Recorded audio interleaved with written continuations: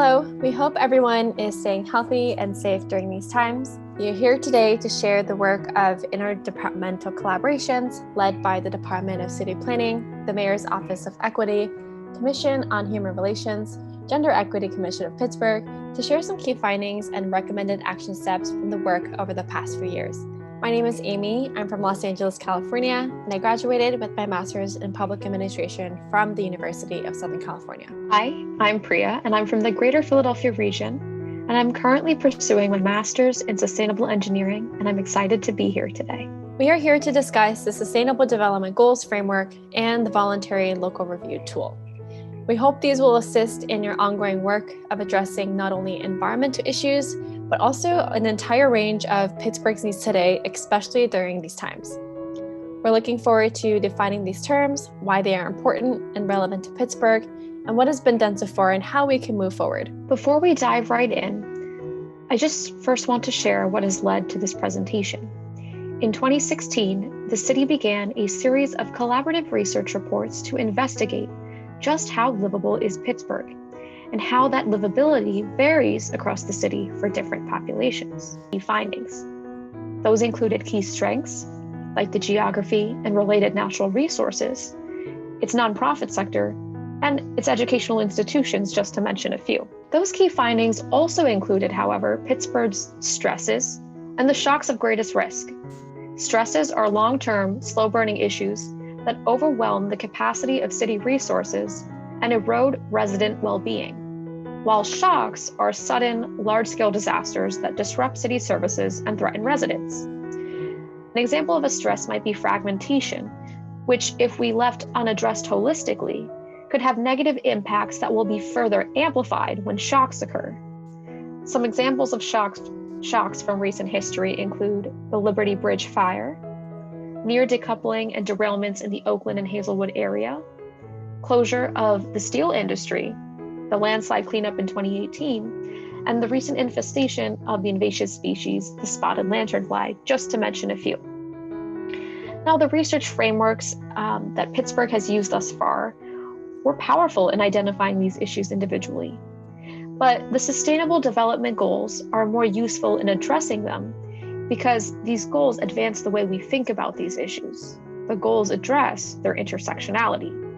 So Amy, what are the Sustainable Development Goals? Yes, so the Sustainable Development Goals, also known as SDGs, is a tool, a language, and a guide for addressing everything from ending poverty to financial empowerment, peaceful communities, and fighting climate change. We want to emphasize that SDGs do not only focus on environmental goals. As nations and cities found that they were having similar problems, they came together to address them and problem solve with the common language of SDGs to achieve collective impact. So the United Nations 200 plus member nations unanimously adopted the SDGs in 2015 for being holistic and universal. And as of October 2019, Pittsburgh was the second city in the world to formally adopt the SDGs. If you want to learn more, we made a one-page summary of the SDGs that relates to Pittsburgh and is currently awaiting approval from the city clerk's office. We simplified how SDGs can be applied at the local level in just 4 easy steps. The first step is engaging with the SDGs by using them as a framework of thinking and mapping. We are going to show you 3 examples of how mapping SDGs is actually really easy to do. These are samples and definitely not an exhaustive list. And the first example we're going to look at is how city council members are directly and indirectly addressing the different SDGs through their work and initiatives. On the left-hand side is a list of city council members. The PPP stands for Policy, Program, or Project, and the 17 icons you see represents the 17 SDGs. The different markers on this chart are X's and O's.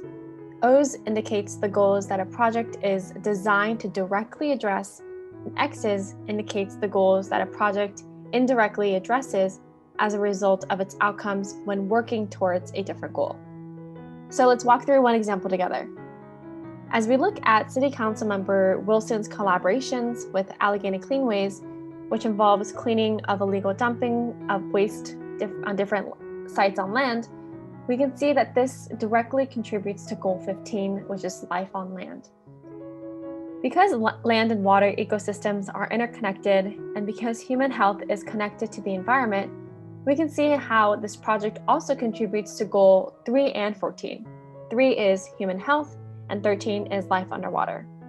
As a result, this creates more sustainable communities in the neighborhoods where illegal dumping occurs, and as a result, helps contribute to goal number 11, which is sustainable communities for the city and the region. The next example is the Gender Equity Commission. As you can see here, this mapping exercise visualizes how the GEC's projects, programs, and policies, also PPP, are addressing several SDGs at once. You may notice that each project relies on partnerships, which is indicated by X's under Goal 17 on the right-hand side. And the last example we want to show you is the Shade Tree Commission's current and past work. You can see that the Commission has already done work on several SDGs in each PPP. And as more organizations adopt this framework, it will be easier to track and visualize partnership opportunities with organizations who have similar areas of focus, and even organizations that can help you address other SDGs. Once cities and their stakeholders engage with each other and the SDGs, the data collected about their efforts, such as shown in the previous charts by Amy, can be compiled into something called a voluntary local review, also known as a VLR. So what is a VLR? A VLR is a report that a city or regional government chooses to submit to the United Nations annually. It shows how a city makes the development goals more specific to its needs and establishes its baseline performance for each goal.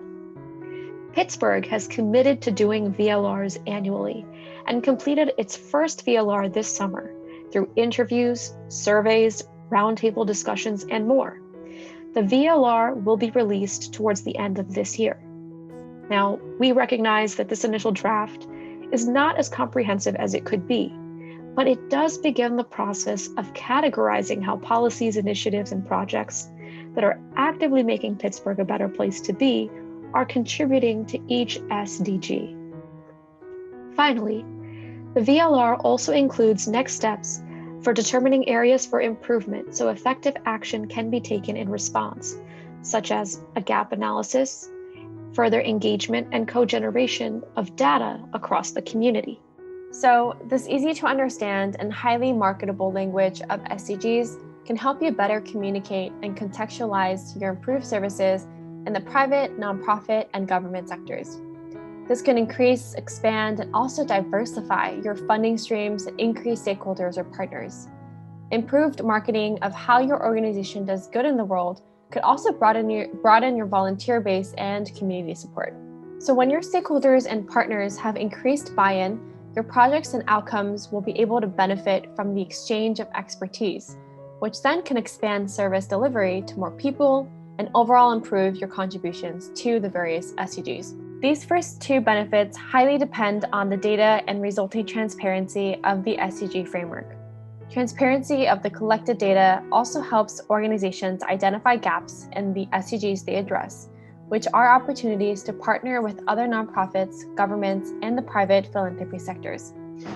This exchange of strengths to help each other support more SDGs increases efficiency, which increases your contribution to the good of the society. So in summary, I want to show you how these 3 points really feed into one another. First, the easy to understand and highly marketable language of SDGs can help you better communicate and contextualize your improved services in the private, nonprofit, and the government sector, which then increases buy-in from your stakeholders and partners, leading to an expansion of service delivery to more people, and overall improving your contributions to various SDGs. And also, it overall increases accountability and transparency to better identify some of the gaps in the SDGs and some gaps your organization addresses. And with these 3 benefits in mind, using the SDGs as a framework does nothing but help your organization advance towards your mission, your vision, and your goals. We are all here to increase our contributions to better our society, and the SDG framework is a tool that can help you get there much faster. Now that we know the definitions of and the importance of the SDGs and the VLR, we need to, in step 3, reflect and act on how to make use of this data and information. So what does reflecting and acting on the VLR mean? Look first at the VLR and ask how to change not what you do, but how you think about it. As mentioned before, everything you do contributes to different sustainable development goals, so make sure your projects are categorized by the SDGs they support. Compare and contrast your projects to other organizations and to the performance outlined in the VLR. Next, consider if there are opportunities to improve your current initiatives and resource allocation, as well as to start new ones. The primary goal, at the very least, remember, is to not detract from any of the SDGs, even if your mission and work does not directly serve some of them. Now go do it. Execute your new and improved initiatives and partnerships. If everyone can frame their work in the context of the SDGs, this creates a common language that Pittsburgh can use to communicate across sectors to maximize efficiency.